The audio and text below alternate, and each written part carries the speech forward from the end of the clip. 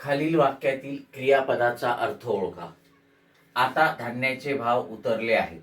स्वार्थ, आज्ञार्थ, विद्यार्थ, संकेतार्थ. बघा, आता धान्याचे भाव उतरले आहेत या क्रियापदावरून कोणताही भावार्थ व्यक्त होत नाही.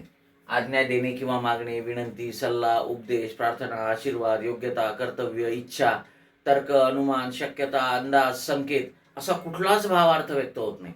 फक्त आपल्याला क्रियापदाचा स्वतःचा अर्थ समजतो, म्हणजेच फक्त काळाचा बोध होतो.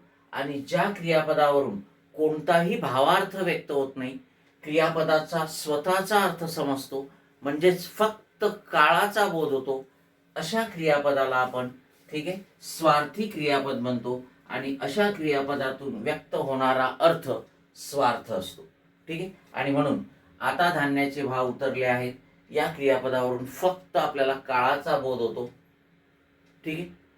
पूर्ण वर्तमान काळ आहे याचा आपल्याला बोध होतो. आणि म्हणून इथे हे जे क्रियापद आहे या क्रियापदातून व्यक्त होणारा जो अर्थ आहे तो स्वार्थ आहे. आणि या क्रियापदाला आपण स्वार्थी क्रियापद म्हणतो. Okay, yes.